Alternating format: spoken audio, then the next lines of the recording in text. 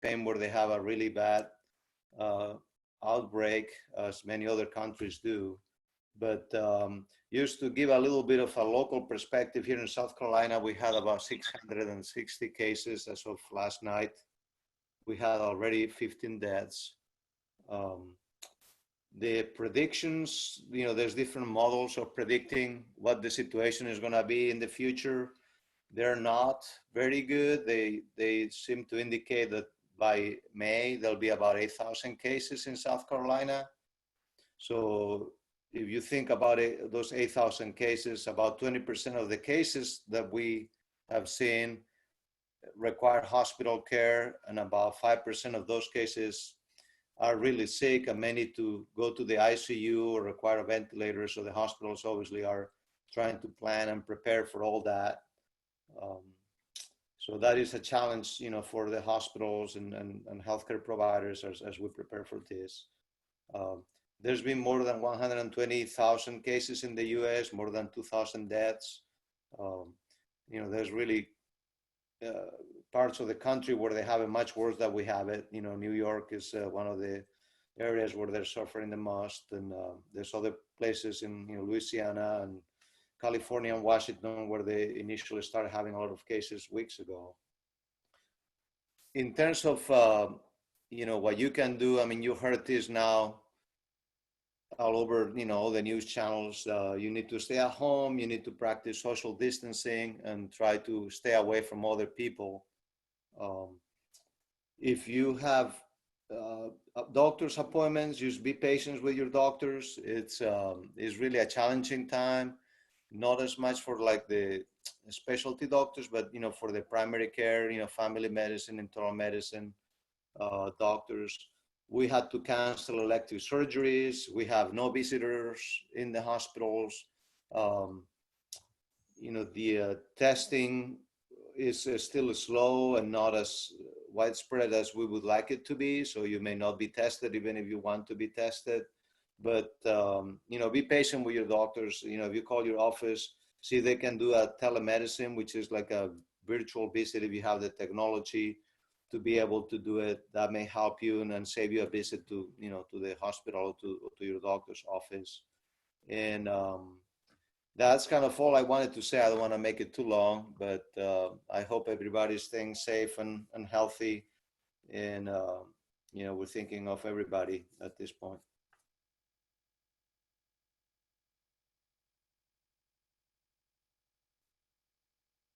I think I'm going to mute myself. Thank you, Dr. Perez. Mark?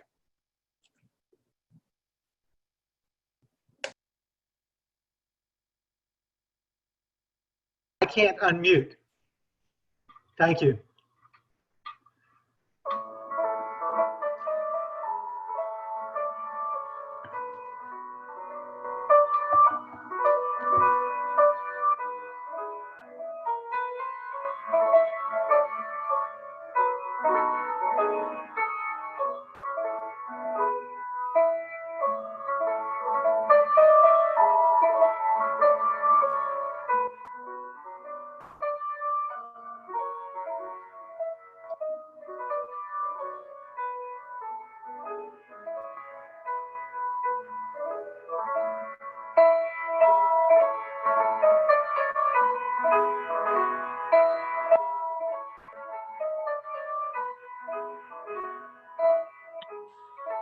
Please clarify if this music is supposed to be on.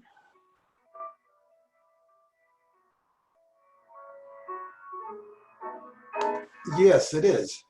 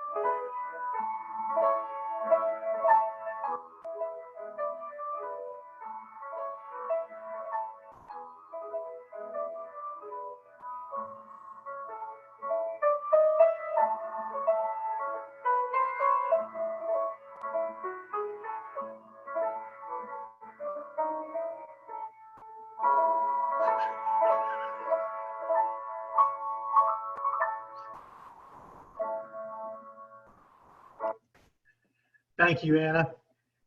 And if all of you would please join with me for our congregational commitment to one another. Love is the doctrine of this congregation, and the quest for truth is its sacrament, and service is its prayer. To dwell together in peace, to seek knowledge and freedom, to serve others in community.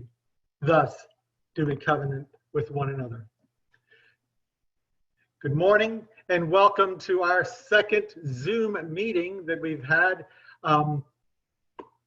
Again, welcome to the Unitarian Universalist Congregation of Columbia in our second Zoom meeting together. We are proud to be a part of a diverse and non-creedal religion. As a covenantal religion, we don't have to believe the same in order to treat each other the same, with respect, equity, compassion, and dignity. Our community is based on deeds and not creeds. As a welcoming UU congregation, we side with love, embracing and promoting the worth and dignity of all people. I want to remind you that we will have a brief social gathering after the service, as the Zoom will be remaining open. I want to thank all of you for being with us today and joining us with our service. As you can imagine, this is very uncertain times, and it's wonderful to see over 84 people join us.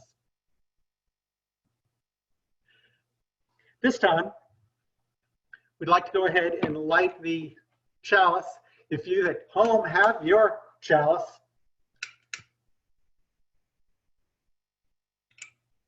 please feel free to light it.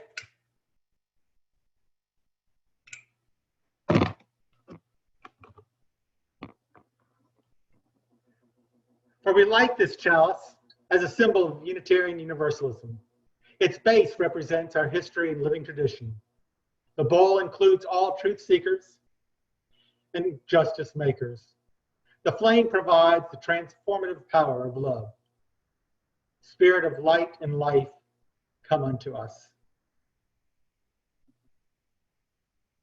For those who are joining without the benefit of visual, we are showing slides on the screen, and we apologize that you're not able to see them.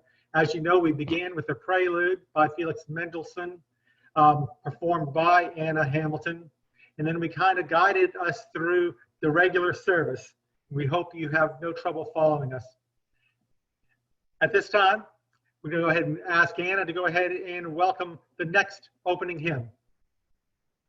I invite you to join us in singing our opening hymn, Kindred, We Now Meet in Worship. You'll be able to hear the piano and hear me singing, but because our singing is not working in real time, we won't actually be hearing each other sing. I do invite you to sing from your home, though.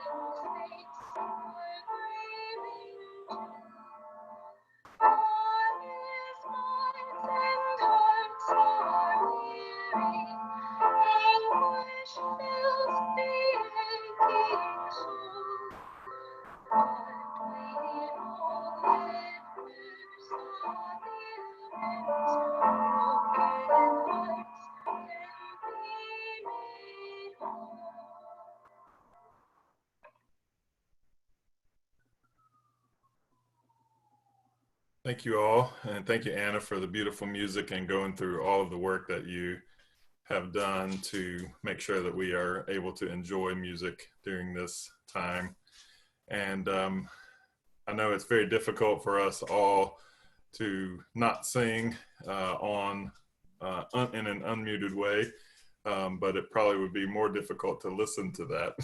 So we trust that everyone is singing and making beautiful music in your own homes.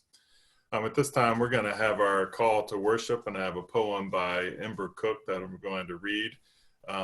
It is focused on the pagan goddess Ostara, which is a symbol for and a focus for our worship time today. You all should be able to see it on the screen in front of you as well. This year yearns listlessly for light. Now warmth returns, relieving night. Ostara brings her fertile fair, the precious egg, the wild hare, to start again the song of spring, and to our hearts fair blessings bring. Old winter now retires to rest, the passions of his storms attest. The flood that fuel fresh buds renew, to winter's effort spring gives due. So now he slumbers satisfied with what his watchful works provide.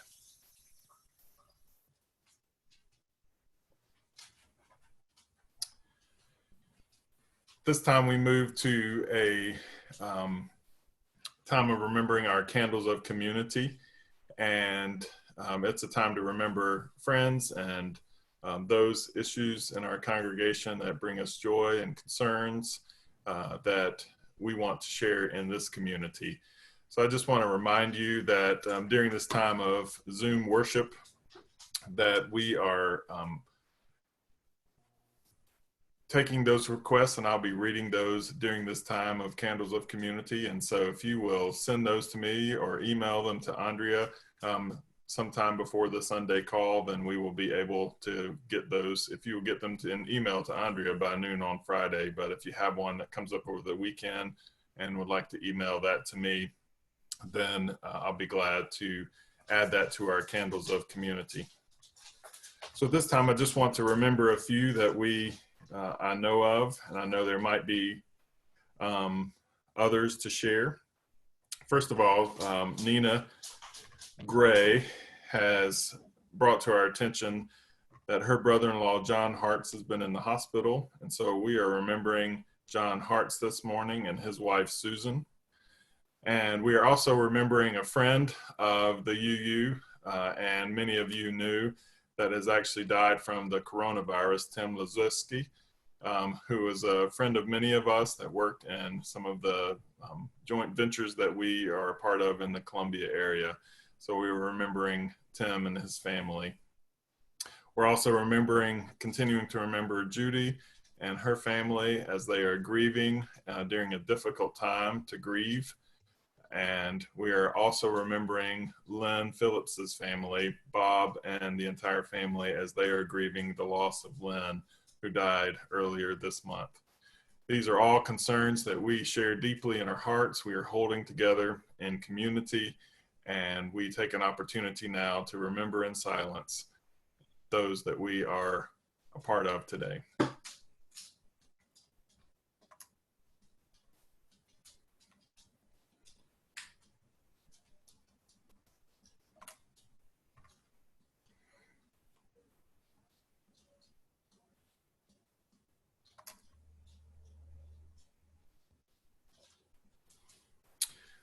All right, at this time, I invite us to turn our attention toward Linda Brenneson, the board president, who is going to give us an update on our pledge drive.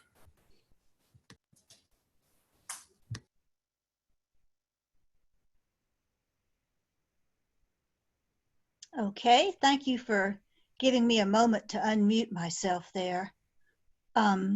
First of all, I want to sincerely thank everyone who has already sent in their pledge card for 2020-2021. In order to budget for upcoming expenses, your Board of Trustees needs to know what you intend to donate for the upcoming fiscal year, beginning in July.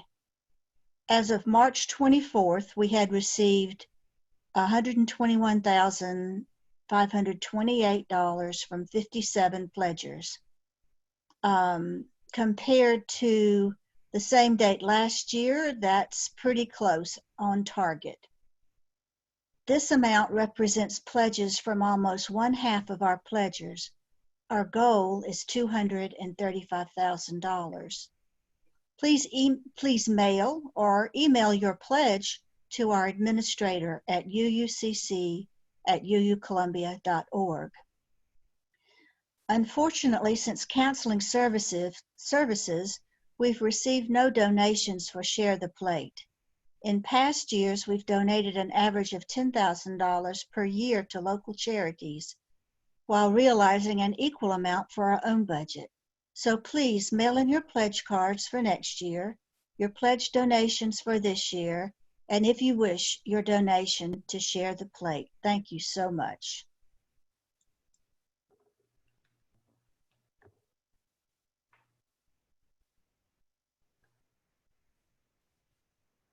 All right, I remind you that each Sunday during this time of March, as Linda alluded, that half of our cash collection goes to the local community organization, and our Share the Plate receiver this month is the Congaree Riverkeeper.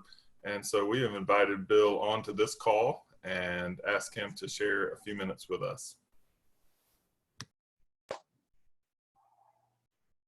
Bill, this is Phil. I can't find you on the list, so please unmute yourself. I just did, I think. Good morning, and thank you so much for inviting me today. If you've heard me speak before, you've heard me talk about how my organization works to bring people together to protect our rivers. That mission of ours is the same, but the way we go about it has certainly changed. You know, I talk a lot about bringing people together, whether that's through organizing cleanups or just getting out on the water together, and we're not really able to do that anymore. So we're trying to figure out new ways to do our job, but I want people to be assured that we are still out there doing our work. It's a little bit harder now, but we're going to continue that important work of protecting our waterways. I'll be out next week still collecting water quality samples to make sure that polluters aren't using what's going on as an excuse to get away with things. But I also want folks to think about all those other nonprofits that are out there too. So many of us struggle in these times where we depend on events and groups to come together to make our missions work. And so let's think about those folks that really strengthen our communities and how we can help them do this. And I just want to end quickly by saying this, and it's something I said the other day to folks. You know, I always talk about, you know, if we put our minds and our collective effort together, we can do a lot of great things to protect our environment. But in this case, if we work together, and albeit from maybe separate places now, we can really get through this together. And so I really appreciate the opportunity to be part of this community here today. This is probably the biggest Zoom meeting I've been a part of so far, and I've been using this a lot. So it's really special to see people finding new ways to come together and help their communities and help each other through this. And we will get through this together because we are resilient. Thank you very much. Thank you, Bill. I really appreciate your willingness to continue the good work that you do, and know that we are supporting you, even though this has been a difficult month, to be able to figure out a way to support you financially when we're not gathering together, but we're doing our best efforts to make sure that we are continuing that commitment to the Congaree River Keeper. And we just want you to know that you embody one of our principles, to stay connected and to respect the web of existence that's out there. And so this is a very important thing for us. And so even during this difficult time, know that we completely support the work that you're doing. So thank you so much. I know I can't invite the ushers to come forward, but you can see on your screen the many ways that your contributions can get to us here at the UUCC, and then we can share those and share the plate. You can mail them, and you see the address on there. You can also contact Andrea if you have any kind of questions or concerns about getting your contribution in during this time of the pandemic. So please make sure that you continue that commitment. And I'm going to turn it over to Anna, who is going to introduce our song for our offertory time.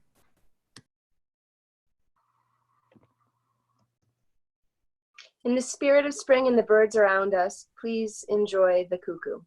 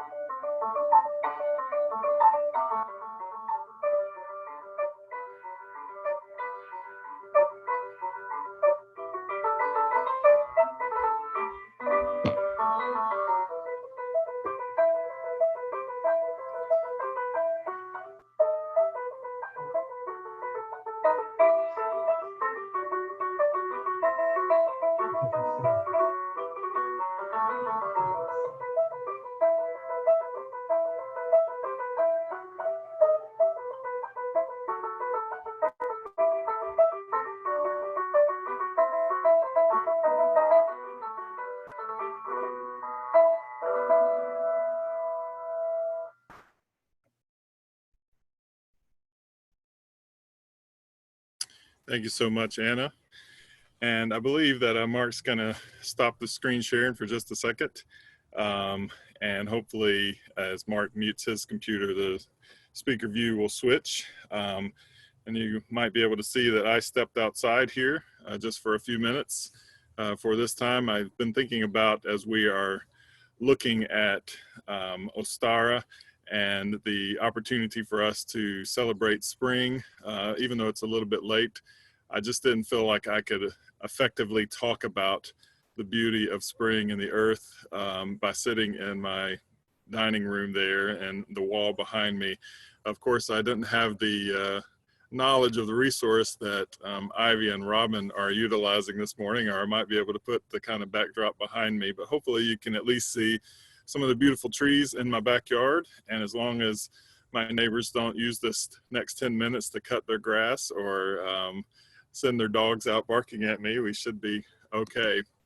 But this is really an opportunity for us to celebrate what happened on March 19th, which was the vernal or the spring equinox. And most of us know that the equinox is the balance between day and light. It's the time of the year where those times are equal, and really in the spring equinox is when the balance begins to shift and the amount of light during the day begins to take over as the dominant. This is celebrated and has become a holiday that is very important to pagans as they celebrate the Germanic goddess of Ostara. Her name literally means dawn of the light. And some of the beautiful images that I wasn't quite sure I could share over a live stream or videoing as we are to the web, but I invite you to look at some of the beautiful images of Ostara, particularly the images that capture her as she is sleeping through the winter time and then awakening during this time of spring equinox.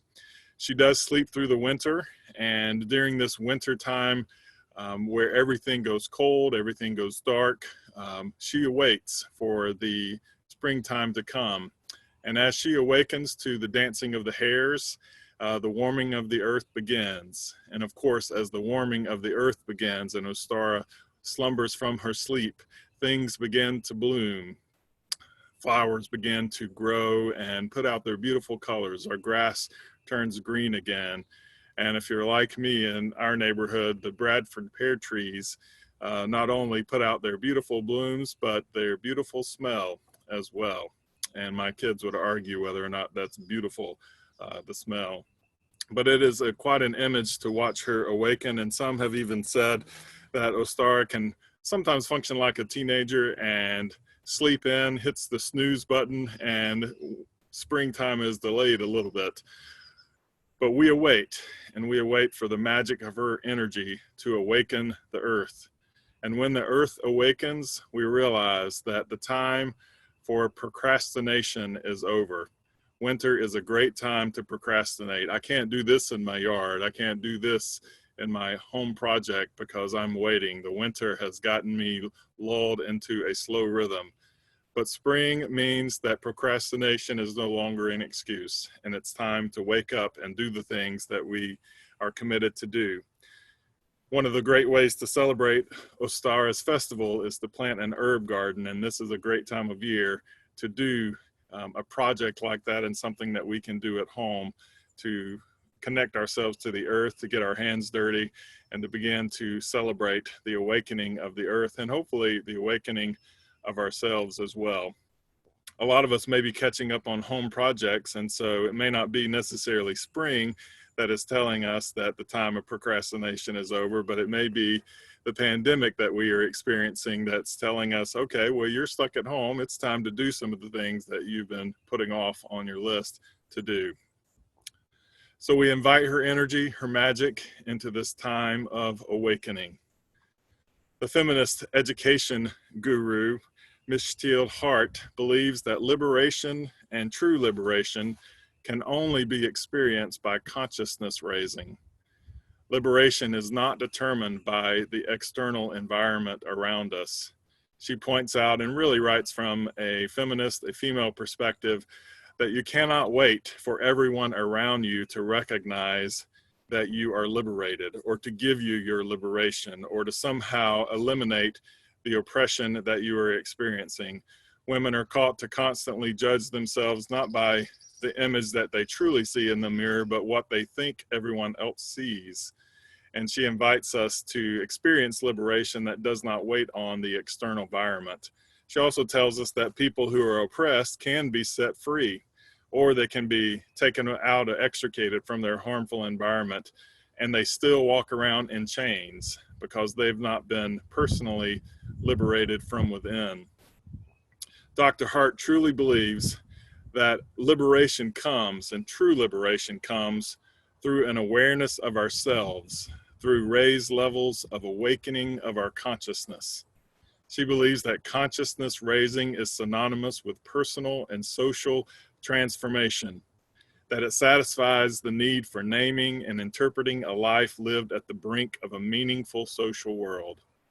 Consciousness raising skips the process of simple reflection, but the simultaneous remembering and understanding and the awakened awareness of conscious raising constitutes self-reflection.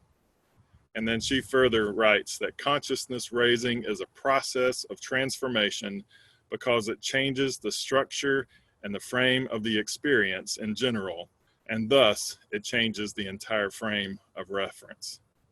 So I invite us in this time of spring to a time of conscious raising, allowing ourselves to be awakened, because this is a way to reframe our stay-at-home mandates, our self-quarantine, our social distancing. All of these things can feel oppressive, can feel imprisoning, can feel suffocating, can cause us to feel like a victim of this particular experience of the pandemic that we are going through right now.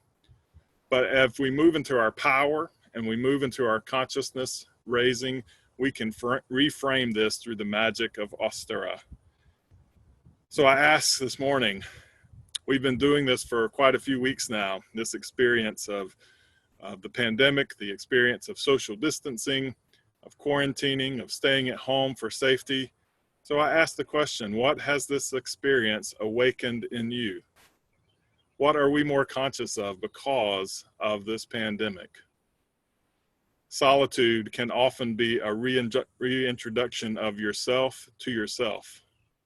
Confinement and home together can awaken an appreciation of others and maybe even reintroduce you to your family members in a way that you've been missing in the busyness of lives.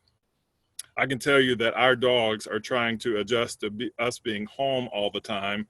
Our little blind dog, Brinkley, literally yesterday went running up the stairs after he finished dinner.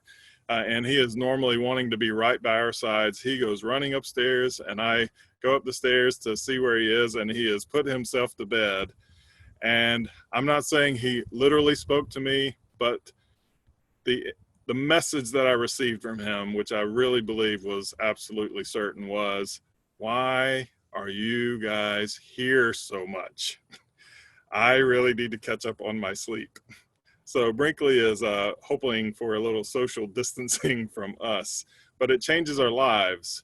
And there's no doubt that this experience of being locked away, confined, quarantined, has awakened ourselves to something deeper that's going on either inside us or around us, immediately around us. And of course, we can only hope that this event awakens our culture and helps us realize the devastating past that we have been on politically, economically, environmentally, and globally. So I invite you this morning to close your eyes and take a deep breath in today, to breathe in the magic of Ostara and let her aroma raise your consciousness and awaken your soul. Open your eyes and know deep within you that you are on the path to internal, personal, and social liberation. Thank you so much.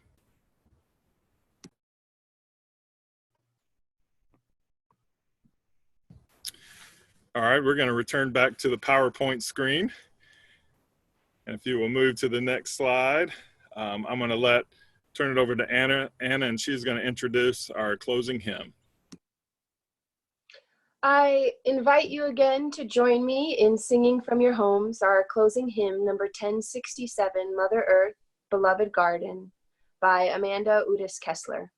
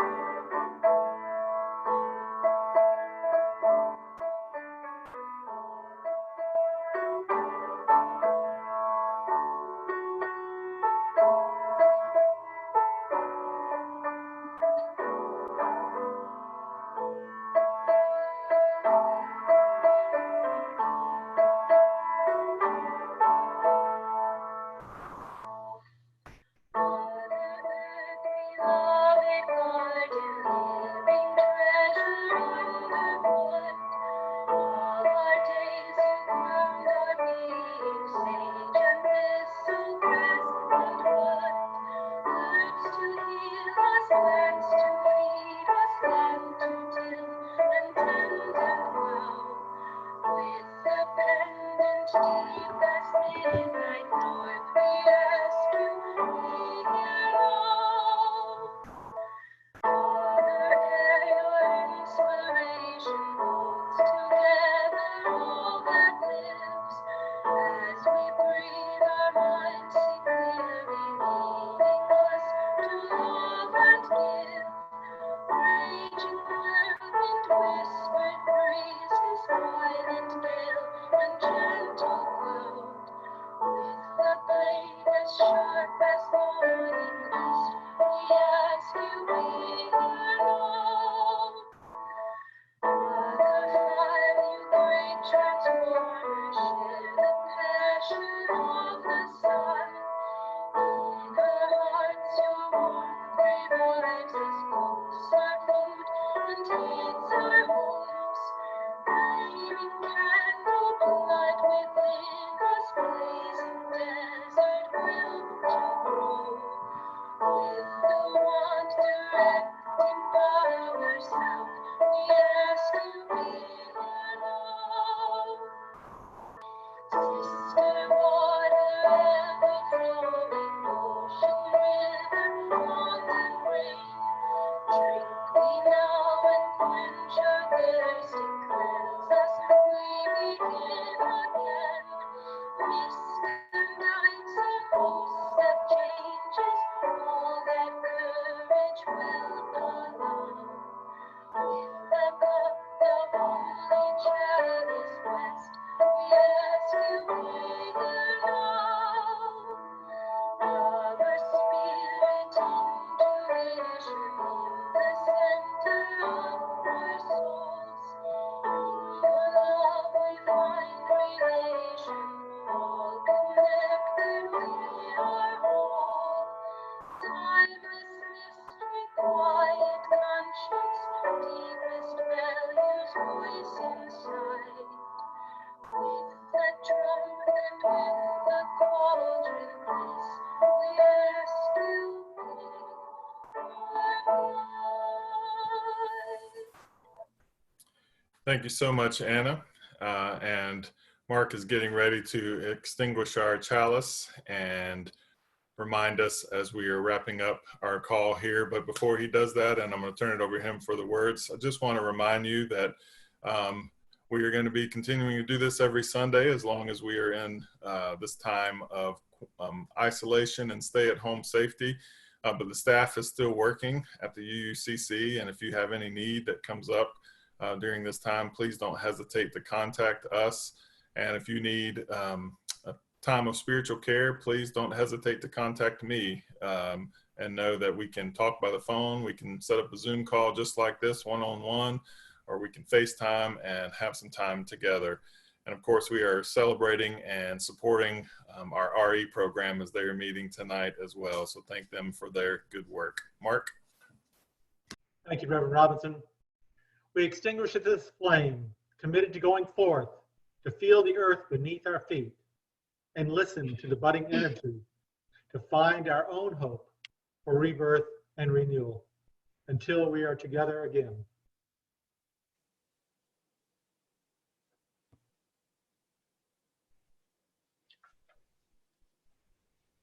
Please join me in singing our congregational benediction.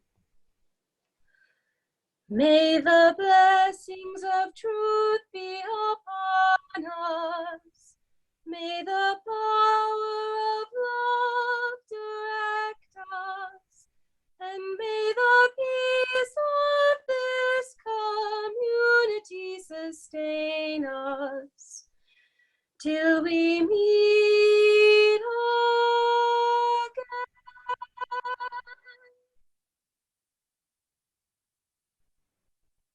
This concludes our service, and thank you again for joining us. Please remain online for a social gathering via Zoom. We're free! You can speak. Hello.